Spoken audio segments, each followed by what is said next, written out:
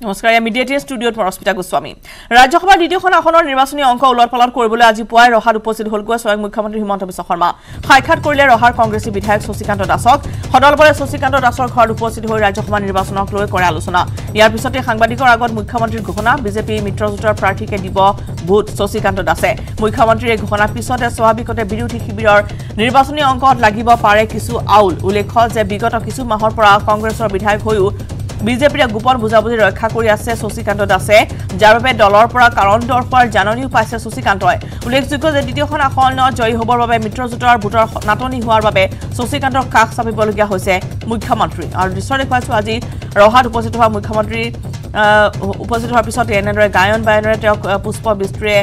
তেওঁক আদৰি অনা হৈছে আৰু সদল বলে এনেদৰে মুখ্যমন্ত্ৰীগৰাকী প্ৰৱেশ আজি গৈ উপস্থিত হৈ গৈ ৰহাৰ কংগ্ৰেছী বিধায়ক শশীকান্ত দাসৰ বাসগৃহত আৰু নিৰ্বাচনী অংক উলট-পালট কৰিবলৈ আজি পুৱাই ৰহাত এনেদৰে উপস্থিত হ'লগৈ মুখ্যমন্ত্ৰী হিমন্ত বিশ্ব শৰ্মা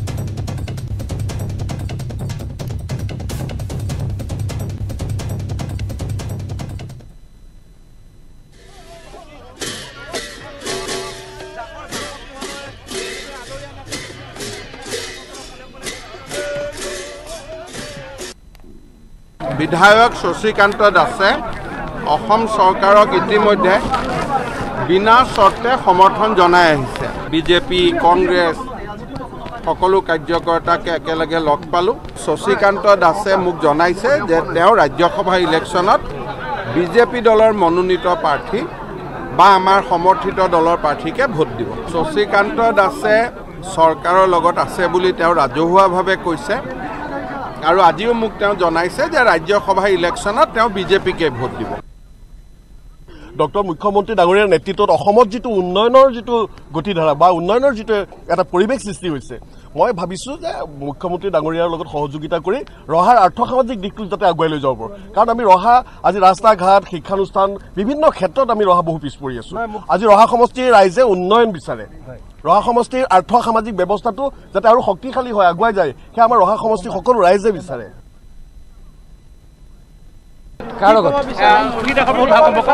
মোৰ এখন ঘৰ হয় আৰু চিএম ছাৰে ক'লে মুখ্যমন্ত্ৰী ডাঙৰীয়াই ক'লে সেইটো আৰু বেলেগ কথা নাই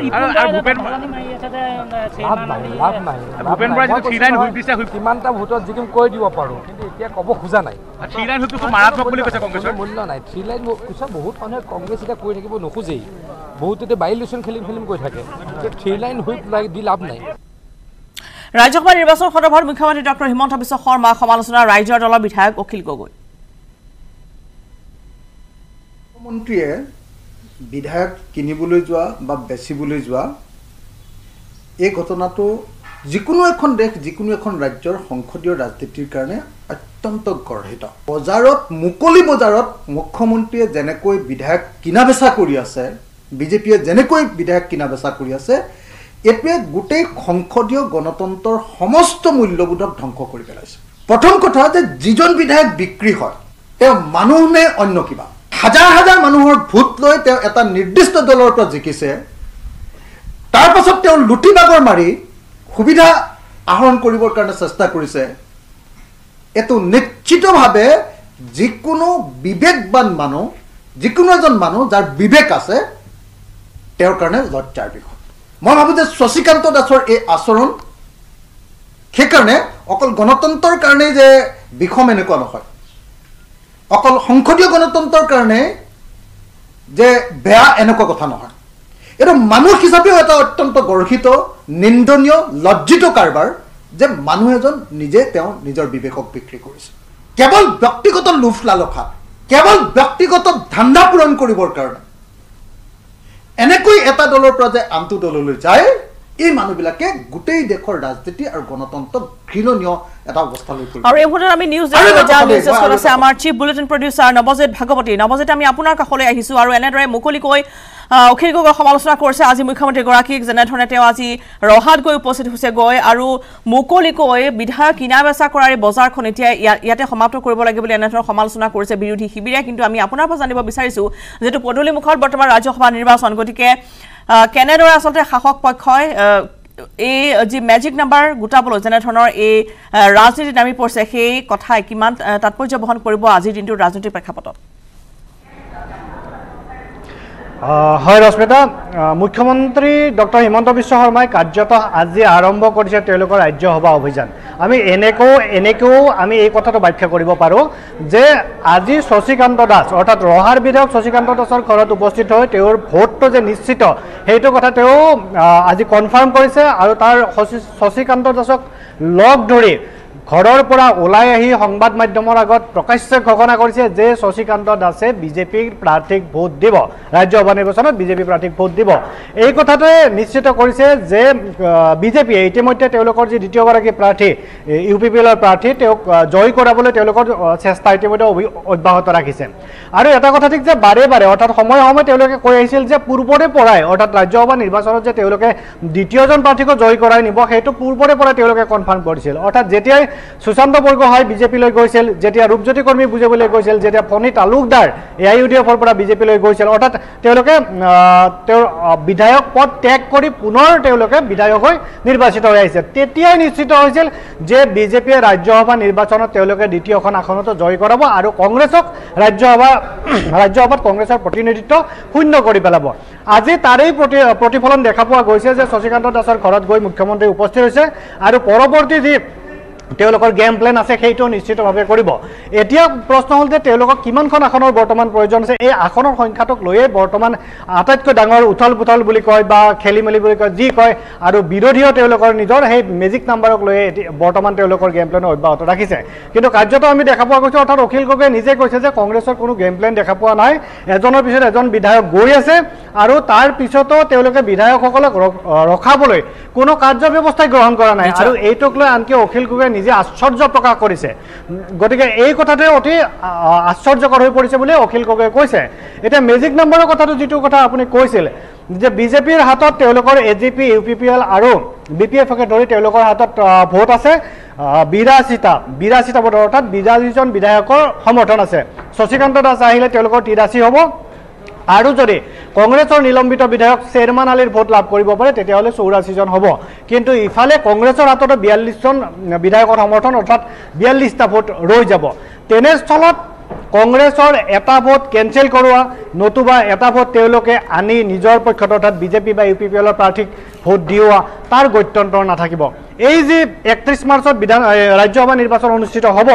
এই ৰাজ্যসভা নিৰ্বাচন অনুষ্ঠিত হোৱা সময়লৈ আমি যথেষ্ট খেল আৰু দেখিবলৈ পাম। ৰাজনীতিৰ যি খেল অৰ্থাৎ বিধায়ক কিনা বেচা বুলি পঞ্চায়তে হয়তো ক'ব নোৱাৰিব, কাৰণ শশীকান্ত দাসক ইতিমধ্যে কংগ্ৰেছে নিলম্বন কৰি থৈছে, শ্বেৰমান আলীক ইতিমধ্যে নিলম্বন কৰি থৈছে। গতিকে তেওঁলোকক 3 লাইন হুইপ দিলেও তেওঁলোকে যদি বিৰোধী প্ৰাৰ্থীক সমৰ্থন কৰেও তাত আচৰিত হ'ব লগা নাই। আৰু শশীকান্ত দাসে স্পষ্টভাৱে আজি কৈছে যে আজি সন্ধিয়া কংগ্ৰেছে বিধায়িনী দলৰ বৈঠক আহ্বান কৰিছে, কিন্তু তেওঁক সেই বৈঠকলৈ আমন্ত্ৰণ বা নিমন্ত্ৰণ জনোৱা হোৱা নাই। গতিকে সেই কথাটো উল্লেখ কৰিছে। আৰু বাকী কংগ্ৰেছে শশীকান্ত দাসক সমালোচনা কৰি আছে যে শশীকান্ত দাসে বৰ্তমান তৈলমৰ্দনৰ ৰাজনীতি নিশ্চয়কৈ এতিয়া প্ৰশ্ন উত্থাপন হৈছে যে শশীকান্ত দাসে যেহেতু তেওঁ নিজেই বিজেপি দলৰ প্ৰতি সমৰ্থন আগবঢ়াইছে, মুখ্যমন্ত্ৰীয়ে সাক্ষাৎ কৰাৰ পিছতো তেওঁ কৈছে যে শশীকান্তৰ ভোটটো তেওঁলোকে পাব। কিন্তু এতিয়া শ্বেৰমান আলী প্ৰসংগ যদি আমি উত্থাপন কৰোঁ, গতিকে শ্বেৰমান আলীয়ে পূৰ্বতে কৈছিলে যে তেওঁ কংগ্ৰেছৰ নিলম্বিত বিধায়ক হ'লেও তেওঁ সেই কংগ্ৰেছকে ভোট দিব। কিন্তু এতিয়া প্ৰাসংগিক হৈ পৰিছে এইকাৰণে যে মুখ্যমন্ত্ৰীয়ে আজি শশীকান্ত দাসক সাক্ষাৎ কৰিছে। গতিকে যদি তেওঁ শ্বেৰমান আলীৰ সৈতেও যোগাযোগ কৰে গতিকে শ্বেৰমান আলীৰ স্থিতি কি হোৱাৰ সম্ভাৱনা আছে, যিহেতু প্ৰশ্ন উত্থাপন হৈছে বা এতিয়া এই যি অংকত আও লগাৰ সম্ভাৱনা আছে। গতিকে দ্বিতীয়খন আসনক লৈ এতিয়া শাসক পক্ষ যথেষ্ট এনেদৰে ৰণত নামি পৰা পৰিলক্ষিত হৈছে। গতিকে শ্বেৰমান আলীৰ স্থিতিও নিশ্চয়কৈ এতিয়া তাৎপৰ্য বহন কৰিব বা কি হ'ব পাৰে সেয়া বিচাৰ্য বিষয় হ'ব এই মুহূৰ্তত। শ্বেৰমান আলীয়ে ইতিমধ্যে প্ৰকাশ কৰিছে যে আমাৰ নিউজ 18ৰ আগতেই প্ৰকাশ কৰিছিল যে তেওঁ ৰিপুণ বৰাক ভোট দিব, অৰ্থাৎ তেওঁ বিজেপিক ভোট নিদিয়ে বা বিজেপিৰ প্ৰাৰ্থীক ভোট নিদিয়ে। তেওঁলোকক অৰ্থাৎ যিখন চৰকাৰে শ্বেৰমান আলীক জেলত ভৰাই থৈছিল তেওঁ হয়তো বিজেপিৰ প্ৰাৰ্থীকে আকৌ ভোট দিব সেইটো সাধাৰণতে আশা কৰা নাযায়। কিন্তু ৰাজনীতিত একো ক'ব নোৱাৰে, হয়তো বিজেপি প্ৰাৰ্থীক ভোট নিদিয়ে কিন্তু UPPLৰ প্ৰাৰ্থীক ভোট দিয়াত হয়তো তেওঁৰ আপত্তি নাথাকিবও পাৰে, তেনেকুৱা এটা ডেভেলপমেণ্ট হ'বও পাৰে। অৰ্থাৎ আমি এই কথাটোৱে কৈছোঁ যে 31 তাৰিখৰ ভিতৰত অৰ্থাৎ আজিৰ পৰা হয়তো মুখ্যমন্ত্ৰীয়ে ৰাজ্যসভাৰ যি নিৰ্বাচনৰ অভিযান আৰম্ভ কৰিছে, হয়তো আগত সময়ছোৱাত আমি আৰু নতুন ডেভেলপমেণ্ট নতুন খেল সেইকাৰণে উল্লেখ কৰিছে ৰহাত যে কেৱল শশীকান্ত দাসৰ ভোটে নহয় আৰু বহুতো ভোট কংগ্ৰেছৰ আৰু বহুতো ভোট আমাৰ পক্ষে আহিব, এয়া ইংগিত বহন কৰিছে জয়ন্ত মল্ল বৰুৱা ভাষ্যত। হয় ৰশ্মিতা, এইটো কথা ঠিক যে বিজেপি মিত্ৰজোঁটে যিহেতু দ্বিতীয়খন আসনত প্ৰাৰ্থী থিয় কৰাইছে, তেওঁলোকৰ অংক আছে, তেওঁলোকে মিলাব আৰু সেই অংক মিলোৱাৰ বাবে তেওঁলোকে বিৰোধীৰ যি বিধায়ক তাত তেওঁলোকে আক্ৰমণ কৰিব, অৰ্থাৎ আক্ৰমণ মানে বিৰোধী বিধায়কৰ সমৰ্থন লাভ কৰাৰ তেওঁলোকে চেষ্টা চলাব, তাত আমাৰ সন্দেহ নাই। কিন্তু কিমানজন আহে, এজন আহে, দুজন আহে, তিনিজন আহে, চাৰিজন আহে, নে ভোট তেওঁলোকে কেঞ্চেল কৰায়, নে ভোট আমি পূৰ্বতে আমি ৰশ্মিতা বিধানসভা নিৰ্বাচনত দেখিছিলোঁ যে হয়তো সিংহ অনাৰ দৰে তেওঁলোকে হয়তো আনিব বুলি আমি আশা কৰি আছিলোঁ সেই সময়ত যেতিয়া আমি সাংবাদিকতা কৰি আছিলোঁ, কিন্তু আশ্চৰ্যজনকভাৱে বিৰোধী বিধায়কৰ ভোটসমূহ কেঞ্চেল কৰা দিছিল। এতিয়া কেঞ্চেল কৰালে ধৰিবও নোৱাৰে যে বিজেপিৰ অৰ্থাৎ বিজেপিৰ নিৰ্দেশ মৰ্মে যে কেঞ্চেল কৰিছে সেইটো কংগ্ৰেছে প্ৰতিহমান কৰিবলৈ টান হ'ব। হয়তো তেওঁলোকে নিজৰ বিভিন্ন কাৰণ, ভোট এটা কেঞ্চেল হোৱাৰ কাৰণ বিভিন্ন থাকিব পাৰে, তেনেকুৱা কাৰণত তেওঁলোকে ভোটটো কেঞ্চেল কৰাই দিব। তাত অৱশ্যে বিজেপিৰ যে তাত নিৰ্দেশ থাকিব, বিজেপিৰ যে উচ্চাৰণি থাকিব সেইটো খাটাং, কিন্তু প্ৰকাশ্যে সেইটো প্ৰতিহমান কোনেও কৰিব নোৱাৰিব যে বিজেপিৰ পৰা নিৰ্দেশ মৰ্মে তেওঁলোকে কৰিছে। এই এনেকুৱা খেল আমি দেখিবলৈ পাম 31 মাৰ্চৰ আগত, যথেষ্ট খেল হ'ব। হয় ৰশ্মিতা, আৰু AIDFৰ স্থিতি এই ক্ষেত্ৰত কংগ্ৰেছৰ সৈতে তেওঁলোকৰ থাকিব, কিন্তু তাৰপিছতো এনেধৰণৰ এতিয়া যি প্ৰেক্ষাপট আহি পৰিছে তাতো এতিয়া নিশ্চয়কৈ সন্দেহ আহি পৰিব এতিয়া কংগ্ৰেছৰ ইতিহাসলৈ চালে, অৰ্থাৎ যি 2004-5 পৰা যি আমাৰ ৰাজ্যসভা নিৰ্বাচনৰ ইতিহাস, সেই ইতিহাসলৈ চালে AIUDFৰ জন্মলগ্নৰ পৰা যি ইতিহাস ৰাজ্যসভা নিৰ্বাচনত ভোটদানৰ, সেই ইতিহাসলৈ চালে AIUDF বৰ্তমান কোনো বিশ্বাসযোগ্য দল নহয়, এইটো পোনছাতেই ক'ব পাৰে। কাৰণ বাৰে বাৰে তেওঁলোকে ভোট দিম বুলি কয়, কিন্তু সেই ভোট দিয়া অৰ্থাৎ আমি পূৰ্বতে দেখিছিলোঁ হাইদৰ উজনৰ ভোট তেওঁলোকে জয় নহ'ল, জয়ন্ত বৰুৱা জয় নহ'ল, অৰ্থাৎ তেওঁলোকৰ অধিকাংশ বিধায়কে অৰ্থাৎ AIUDFৰ বিধায়কে তেওঁলোকৰ হয়তো ভোট কেতিয়াবা কেঞ্চেল কৰাইছিল, কেতিয়াবা তেওঁলোকে ভোট আনজন প্ৰাৰ্থী অৰ্থাৎ তেতিয়া কংগ্ৰেছৰ প্ৰাৰ্থীক ভোট দিছিল। তেতিয়াৰ কংগ্ৰেছ তেতিয়া শাসক পক্ষ হৈ আছিল, তেতিয়া ভোট দিছিল। কিন্তু AIUDF তেতিয়া বিৰোধীৰ লগত লগ হৈ অৰ্থাৎ অগপৰ লগত লগ হৈ অগপ বিজেপি AIUDF লগ হৈ তেওঁলোকে প্ৰাৰ্থী জয় কৰোৱাৰ পৰিকল্পনা কৰিছিল। কিন্তু AIUDFৰ বিধায়কে তেওঁলোকে গাদ্দাৰী কৰা বুলি ক'ব লাগিব। AIUDFৰ বিধায়কে ভোট নিদিয়াৰ বাবে, কংগ্ৰেছৰ পক্ষত ভোটদান কৰাৰ বাবে সেই সম্ভৱ হৈ উঠা নাছিল, আৰু পৰৱৰ্তী সময়ত তেওঁলোকে নিজৰ ভোট কেঞ্চেল কৰা কৰিছিল। আনকি আমি দেখা পাইছিলোঁ যে আতাউৰ ৰহমান মাজাৰ ভূঞা যিজন বিধায়ক হৈছিল AIUDFৰ, তেওঁ সহজ কৰিবলৈ গৈ হজৰ পৰা উভতি নোহোৱা হৈছিল, অৰ্থাৎ ইয়াৰ পৰা যোগাযোগ কৰি থাকে, কিন্তু তাৰ পৰা আতাউৰ ৰহমান মাজাৰ ভূঞাক দেখা দেখি নাই, অৰ্থাৎ হজতেই থাকিল, অৰ্থাৎ তাৰ পৰা আহি পোনে তেওঁ সমষ্টি পালে, তাকো ৰাজ্যসভা নিৰ্বাচন পাৰ হৈ যোৱাৰ পিছত। এনেকুৱা বহুত ঘটনা পূৰ্বে সংঘটিত হৈছে, বহুত ঘটনা আমি দেখিছোঁ, ৰাজনীতিৰ বহুত খেল দেখিছোঁ। গতিকে আগত নিৰ্বাচনত ভোট লাগে এটা, মুখ্যমন্ত্ৰীয়ে স্পষ্টভাৱে কৈছে যে বিৰোধীয়ে এটা ভোটত ৰিস্ক কি হ'ল হৈছে, অৰ্থাৎ এটা ভোট যে তেওঁলোকে মেনেজ কৰিব, এটা ভোট যে ইফাল কৰিব সেইটো খাটাং। অৰ্থাৎ আমি যদি হিচাপ কৰোঁ, গণিত এতিয়া এনেকুৱা হৈ আছে যে 42-42-42 হৈ আছে, অৰ্থাৎ বিজেপিৰ ভোট 42, প্ৰথম পচন্দৰ প্ৰাৰ্থী, দ্বিতীয় পচন্দৰ UPPৰ ভোট 42 হ'ব, আৰু তৃতীয় যি বিৰোধী পক্ষত থাকিব তেওঁলোকৰো 42, এটা ভোট, অৰ্থাৎ বিৰোধীৰ ভোট এটা কেঞ্চেল কৰা দিয়াৰ লগে লগে তেওঁলোকৰ ভোট নামি আহিব 41লৈকে। সেই অংকটো অৰ্থাৎ বিৰোধীৰ ভোট ইফালে অৰ্থাৎ বিজেপি বা UPPৰ প্ৰাৰ্থীক নিদিলেও তেওঁলোক জয়ী হ'ব পৰাৰ এখন প্লেটফৰ্ম ইতিমধ্যে তৈয়াৰ হৈছে। শশীকান্ত দাসক নিজৰ পক্ষলৈ আনিবলৈ সক্ষম হৈছে, চেয়াৰমেন আলী হয়তো পৰৱৰ্তী লক্ষ্য হ'ব পাৰে। নিশ্চয় এয়া আচলতে প্ৰশ্ন উত্থাপন হৈছে মুহূৰ্তত। নৱজিৎ, আপুনি ৰাইডিঅ' থাকিব। আমি কংগ্ৰেছৰ জ্যেষ্ঠ নেতা মুখপাত্ৰ অপূৰ্ব ভট্টাচাৰ্য ডাঙৰীয়াৰ সৈতে সংযুক্ত হৈছোঁ। অপূৰ্ব ডাঙৰীয়া, আপোনাক স্বাগতম জনাইছোঁ। ভট্টাচাৰ্য ডাঙৰীয়া, দেখিবলৈ পোৱা গৈছে যে এতিয়া পদূলিমুখত ৰাজ্যসভা নিৰ্বাচন, আৰু এতিয়া শাসকীয় পক্ষ যথেষ্ট সষ্টম হৈ পৰিছে, অৰ্থাৎ ৰণনীতি নামি পৰিছে, য'ত শশীকান্ত দাসৰ বাসগৃহলৈ আজি নিজেই মুখ্যমন্ত্ৰীগৰাকী গৈ উপস্থিত হৈছেগৈ। গতিকে আগন্তুক এই নিৰ্বাচনৰ বাবে আপোনালোকে কেনেদৰে ৰণনীতি তৈয়াৰ কৰিছে, বা শংকিত হৈ পৰিছে নেকি আজিৰ এই ঘটনাৰ পিছত আপোনালোক? চাওক, ৰাজনীতিত মানে মানুহে এটা আশাবাদী মন লৈ আৰু এটা পৰিকল্পনাৰে আগবাঢ়ে, আৰু মুখ্যমন্ত্ৰী ডাঙৰীয়াই তেওঁৰ পদমৰ্যাদাটো চেক কৰিছেই, ইমান তললৈ যাবলগীয়া কথাটো কি বুজাইছে? এয়া তেওঁৰ সদিচ্ছা নহয়, এয়া তেওঁৰ হৈছে ৰাজনীতিৰ নিকৃষ্ট চৰিত্ৰ তেওঁৰ উদঙাই দিছে। তাৰ বাহিৰেনো কি হৈছে? তথাপিও আমি আশাবাদী, আমি ভাবিম যে বিৰোধী পক্ষই ঐক্যবদ্ধভাৱে নিজৰ প্ৰাৰ্থীগৰাকীক জয়যুক্ত কৰাবলৈ সক্ষম হ'ব। কিন্তু শশীকান্ত দাসক আঁতৰাই আপোনালোকে ৰিক্স ল'লে নেকি বাৰু? ৰিক্স শব্দটো ঠিক এতিয়ালৈকে অহা নাই। মুখ্যমন্ত্ৰী গৈছে, উদ্যানলৈকে বহুদিন বাকী আছে, গতিকে আমিও অপেক্ষা কৰিম আৰু তেওঁলোকৰ ভিতৰো তেওঁলোকৰ লগত থকা মানুহে যে আমাৰ পক্ষত ভোট নিদিব তাৰ কিবা নিশ্চয়তা আছে নেকি মুখ্যমন্ত্ৰীয়ে বৰ ভাবি আছে যে সকলো তেওঁৰ লগতে থাকিব লগতে হয় লগতে আজি জয়ন্ত মল্ল বৰুৱা এটা কথা কৈছে যে কেৱল শশীকান্ত দাসৰ নহয় বহু কংগ্ৰেছৰ ভোট আমাৰ পক্ষ থাকিব সেইটো তেওঁলোকে আগৰ পৰা কৈ আহিছে সময়ত সকলো কথা স্পষ্ট হ'ব তেওঁলোকৰ নিৰ্দেশতে যদি সকলো কথা হ'ব বুলি ভাবিছে তেতিয়াহ'লে এতিয়া তেওঁলোকে সন্তুষ্টি লওক কিন্তু আমি আশাবাদী যে বিৰোধী পক্ষৰ প্ৰাৰ্থী আমি জয়যুক্ত কৰাবলৈ সক্ষম হ'ম দুইখন আসনতে আপোনালোক আশাবাদী আমিতো এজন প্ৰাৰ্থীয়ে দিছো নিশ্চয় নিশ্চয় হয় গতিকে আমাৰ প্ৰাৰ্থী এইটো কথাও ভবা উচিত নহয় শাসক দলে যে তেওঁলোকৰ মাজতো কাৰোবাৰ ভোট হিন্দেৰি নহ'ব নিশ্চয়কৈ আৰু নৱজিৎ ভাগৱতী আমাৰ সৈতে আছে নৱজিৎ আপুনি যদি কিবা সুধিব বিচাৰে হয় অপূৰ্ব ভট্টাচাৰ্য ডাঙৰীয়া যে পূৰ্বেও কৈ অহা হৈছিল যে এনেকুৱা বিজেপি বা আন দলৰ মানুহ আহিব পাৰে এনেকুৱা কিন্তু কেতিয়াও কোনোকালে ঘটা নাই দ্বিতীয় কথা অখিল গগৈয়ে স্পষ্টভাৱে কৈছে যে কংগ্ৰেছক দেখি তেওঁ আশ্চৰ্যচকিত হৈছে যে আশ্চৰ্য প্ৰকাশ কৰিছে কংগ্ৰেছে নিজৰ বিধায়কসকলক ৰখাবলৈ কিয় একো কৰা নাই এই সন্দৰ্ভত আপুনি কি ক'ব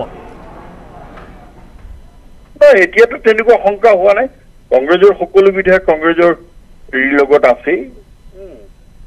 গতিকে গোটেই কথা বতৰাবিলাকে চাওক ৰাজ্যসভা নিৰ্বাচনটো প্ৰত্যেকজন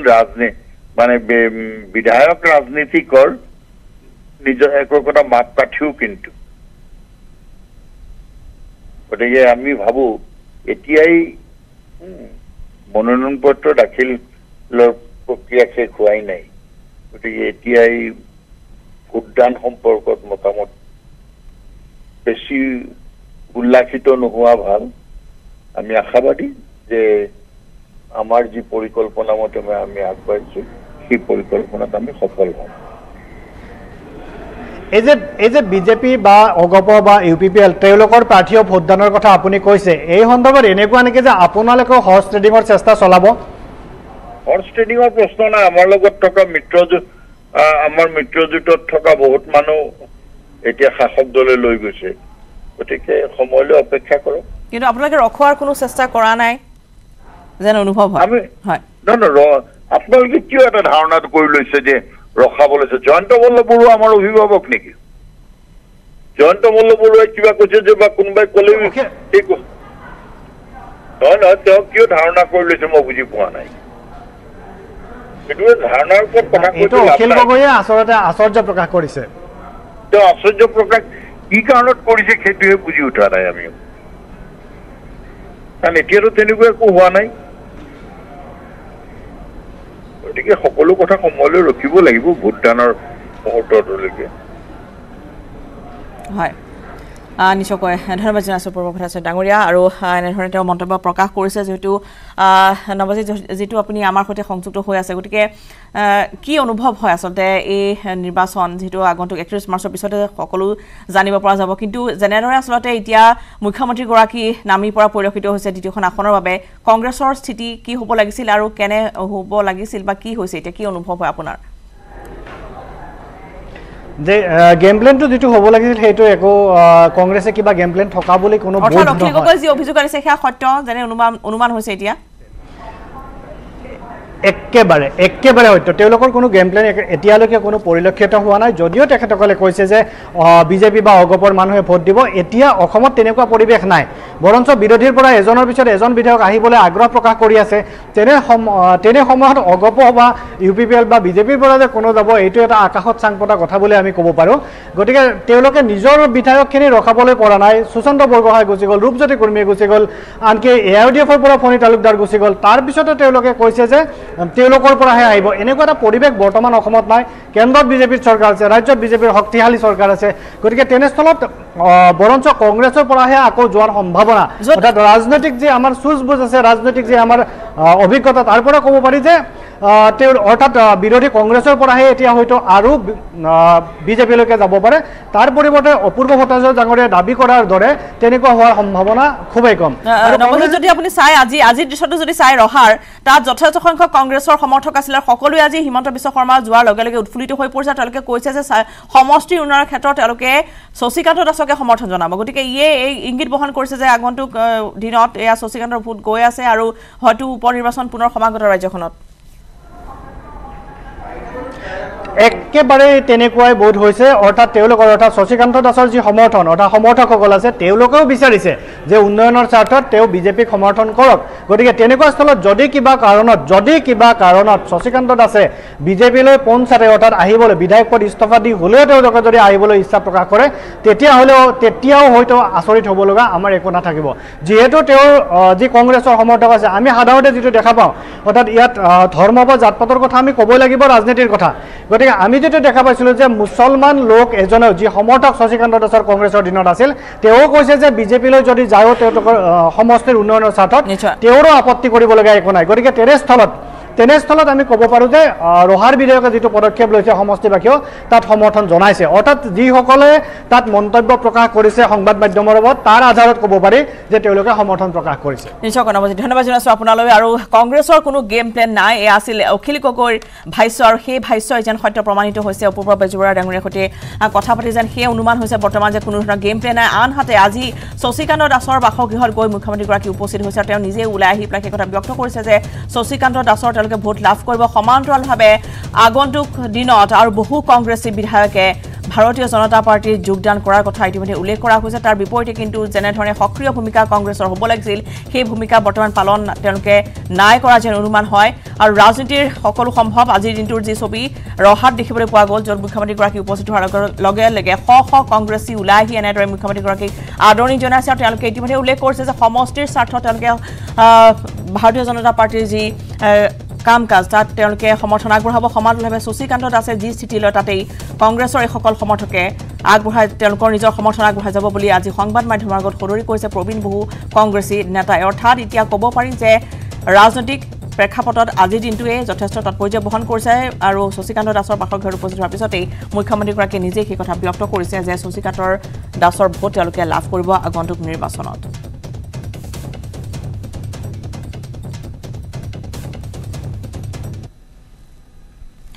আৰু আজি পুৱা হিমন্ত বিশ্ব শৰ্মাই ৰহাত উপস্থিত হৈ বিধায়ক শশীকান্ত দাসৰ ভোট নিশ্চিত কৰাৰ পিছত এবাৰকৈ এতিয়া বিপাঙত পৰিছে কংগ্ৰেছ কিয়নো দ্বিতীয়খন আসনৰ 44টা ভোটৰ পৰা কমিল এটা ভোট আৰু দুটা ভোট শাসকীয় পক্ষই কুটকৌশল কৰি কাটি নিব পাৰিলে পৰাজয় নিশ্চিত হ'ব বিৰোধী প্ৰাৰ্থী ৰিপুণ বৰাৰ ইতিমধ্যে শাসক পক্ষৰ কেইবাজনো নেতাই 4-5জন বিৰোধী বিধায়কে মিত্ৰজোঁটৰ প্ৰাৰ্থীক ভোট দিব বুলি দাবী কৰি আছে এনে প্ৰেক্ষাপটতে উদ্বিগ্ন হৈ পৰিছে কংগ্ৰেছ আৰু আজি নিশা অনুষ্ঠিত কৰিব বিধায়িনী দলৰ বৈঠক বিৰোধীৰ সকলো ভোট ঐক্যবদ্ধ কৰাৰ ৰণকৌশল প্ৰস্তুত কৰিব এইখন বৈঠকতে দুৰ্ভাগ্যজনক যে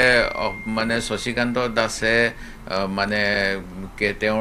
মই তেওঁৰ কিবা পোষ্ট দেখিছোঁ যে তেওঁৰ কিবা দলং হৈছে মথাউৰি হৈছে সেইকাৰণে তেওঁ মানে হিমন্ত বিশ্ব শৰ্মাৰ ডাঙৰীয়াক আমাৰ মানে নায়ক লাচিত বৰফুকনৰ লগত তুলনা কৰিছে ইয়াতকৈ আৰু মানে নিম্ন খাপৰ তেলীয়া ৰাজনীতি মই দেখা নাই মই আশা ৰাখোঁ যে দেশৰ যি পৰিস্থিতি বিৰোধী শক্তিশালী হ'ব লাগে আৰু যিসকল বিধায়ক নিৰ্বাচিত হৈ আহিছে যোৱা বিধানসভাত তেখেতসকল সকলোৱে বিজেপিৰ ধনবল বাহুবল প্ৰপগেণ্ডা ৱাৰৰ বিপক্ষে যুঁজ দিয়ে জয়লাভ কৰিছিলে তেখেতসকলে সেই দায়িত্ব পালন কৰিব বুলিয়ে মোৰ বিশ্বাস হয় এফালে মিত্ৰজোঁটৰ দ্বিতীয়গৰাকী প্ৰাৰ্থী ৰণগোড়া নাৰ্জাৰী সন্দৰ্ভত প্ৰতিক্ৰিয়া বিটিআৰ মুৰব্বী প্ৰমোদ বড়ো ৰাজ্যসভা নিৰ্বাচনৰ দ্বিতীয়খন আসনত জয়ী হোৱাৰ দাবী কৰিছে প্ৰমোদ বড়োৱে চিন্তা কৰিব কাৰণ আছে বুলি মই নাভাবোঁ কাৰণ বিৰোধীৰ মাজত একতা নাই এইটো আজিৰ কথা নহয় তেখেতসকলে কোনো কাৰণতে একতা নাই এইটো সদায় দেখা পাই আহিছে গতিকে এইবাৰ যিটো প্ৰচেছ যিটো ষ্ট্ৰেটেজি আমাৰ মুখ্যমন্ত্ৰী ডাঙৰীয়াৰ নেতৃত্বত আলোচনাবিলাক চলি আছে আমাৰ আশা কৰিছোঁ মই আমাৰ দুইটা কেণ্ডিডেটে ভাল পৰিৱেশত ভালকৈ জিকি যাব BPFৰ 3জন বিধায়ক অলৰেডি ফ্ল'ৰ মেনেজমেণ্টত আহিছে NDAৰ লগত চ' তেখেতসকলে অনাগত দিনত উন্নয়নৰ কাম কৰিম একেলগে ৰুলিঙত থাকিম এই এটা স্পিৰিট লৈ পেলাই কাম কৰি আছে আৰু ইয়াৰ কাৰণে মুখ্যমন্ত্ৰী ডাঙৰীয়াৰ নেতৃত্বত তেখেতসকলৰ আলোচনা চলি আছে মই তাত বেছি কথা ক'ব বিচৰা নাই কাৰণ আমি উন্নতি বিচাৰোঁ আমি শান্তি বিচাৰোঁ এছে প্ৰমোদৰ প্ৰতিক্ৰিয়া আৰু ৰাজ্যসভাৰ দুইখন আসনৰ বাবে ইতিমধ্যে শাসক বিৰোধী উভয়পক্ষ নিজৰ অংকত ব্যস্ত হোৱা পৰিলক্ষিত হৈছে আৰু ইতিমধ্যে আমি জনাইছো যে কেনেধৰণে আচলতে আজি মুখ্যমন্ত্ৰীগৰাকীয়ে শশীকান্ত দাসৰ ঘৰত উপস্থিত হোৱাৰ পিছত ব্যক্ত কৰিছে যে আগন্তুক নিৰ্বাচনত শশীকান্ত দাসৰ ভোট লাভ কৰিব শাসকীয় পক্ষই সময় হৈছে বাতৰি পেটা বিদায় লোৱাৰ নমস্কাৰ